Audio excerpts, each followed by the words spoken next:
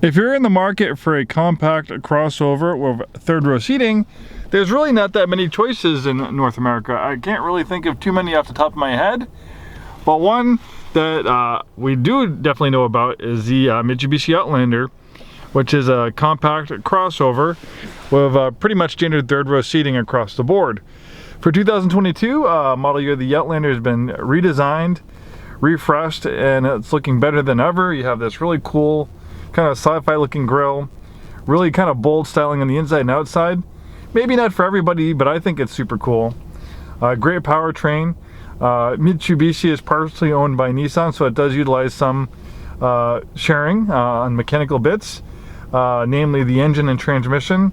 And this Outlander is the same one you basically get in many Nissan products. In fact, the Outlander shares its platform with the Nissan Rogue. Even though they do share some mechanical bits, they look completely different in personality, driving dynamics. In fact, this thing's actually, it's not really designed to be a sporty vehicle, but it has really nice driving dynamics. The handling is awesome.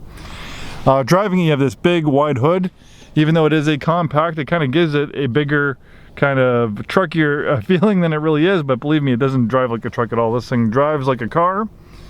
This particular one's a clean Carfax example, local, one owner, 22,300 miles. It's the SC trim level. We have all-wheel drive. Nice upscale interior. It kind of has like this microfiber, microcloth on the center, synthetic leather on the sides. We have a CVT transmission, offering an almost infinite amount of gear ratios. Here we have a drive mode selector and a terrain management system, so you can have eco driving mode, which will calibrate the transmission, throttle for more economical type driving. And then we have a terrain management system for light off-roading, snow, mud, things like that. Obviously, this is not a heavy-duty off-road vehicle, but it can handle light off-roading with relative ease. We have heated seats in the front, power driver's seat, nice big screen for the navigation system, parking camera, as well as the 360-degree overhead camera. We have moving object detection. We have our safety shield technologies, giving us lots of great features like forward emergency braking, blind spot warning, lane departure warning. Nice leather up steering wheel, feels wonderful in your hands, and we have steering wheel paddle shifters for simulated gears. Since it has a CVT transmission, it doesn't have normal gears in the normal sense of the word, so it can create simulated gears for performance driving. Nice all-season mats, really nice color combination in silver, kind of like a charcoal interior. Look at that big grille. Really cool styling, definitely a little bit more sci-fi looking, I guess. Maybe not for everybody. I think it's super cool.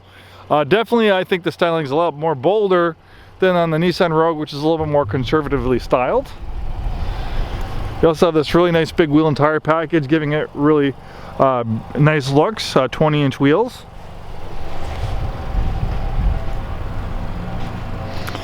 And you know, this is kind of like the Goldilocks, being a compact, so it's easy to park and maneuver in a city and urban environment.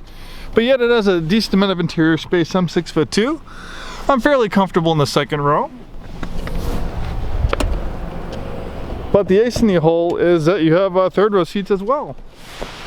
Obviously, these are not the biggest third row seats in the world. I probably wouldn't want to sit back there, being 6'2". But my 6-year-old or 10-year-old might be perfectly happy back there. We have a power rear liftgate.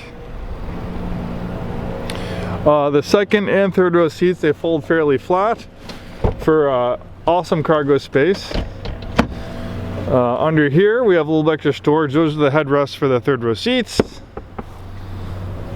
Really nice, well thought out interior.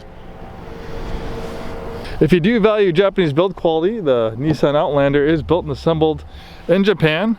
Not all Japanese brands these days are built in Japan. It's actually more of a rarer thing these days for Japanese vehicles to be made in Japan, just because it costs more money with import, tariffs and stuff like that. If you're ever curious if your Japanese vehicle is built in Japan or not, you can take a look at the VIN number. If it begins with a J, that means it was built in Japan, which this one was. You know, I'm kind of a Japanese car snob. I've worked for Japanese brands for over 20 years, and I still do think some of the best Japanese vehicles are still built and assembled in Japan. It's not like scientific fact, it's just my belief. You know, I've been in the car business for a little bit, so I do know a thing or two, but like I said, it's my opinion, it's not scientific fact. Well, there you have it, one beautiful 2002 Nissan Outlander SE. Beautiful shape inside and out, all-wheel drive traction, third row seating in a compact crossover format. Thanks for watching, hope to see you soon, and have a wonderful day.